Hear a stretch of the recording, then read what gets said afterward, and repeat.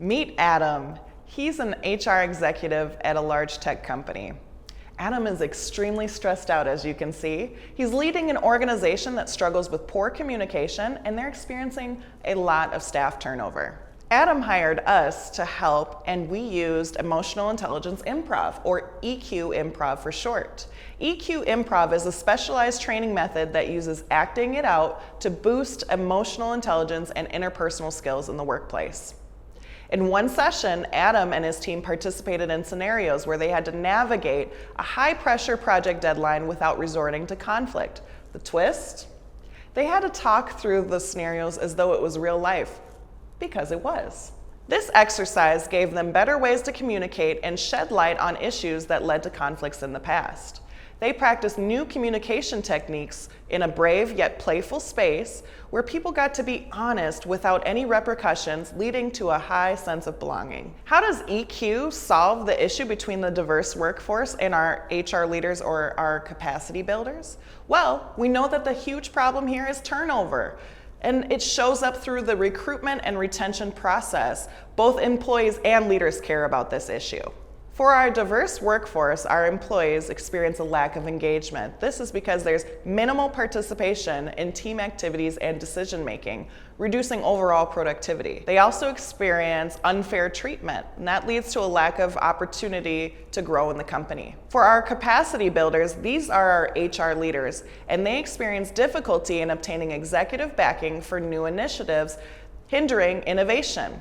They also experience engagement and retention issues, struggling to implement effective strategy to keep talent and maintain high performance. As you can see, both parties struggle with a lack of communication. This is a misunderstanding that leads to frustration and confusion. And when there's a lack of engagement, people leave. Our capacity builders, as you can see, are highly motivated. They see the need and know the benefits of retaining a diverse and inclusive workforce.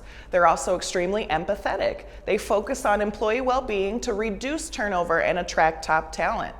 They're also our change agents. These are folks pushing the envelope in leadership to enhance the company's adaptability. Our capacity builders know two things to be true. One, inclusive teams are 35% more productive. And when there's a high sense of belonging, we know that that's linked to 56% increase in job performance, a 50% drop in turnover risk, and a 75% reduction in sick days. Most folks invest in the average professional development training.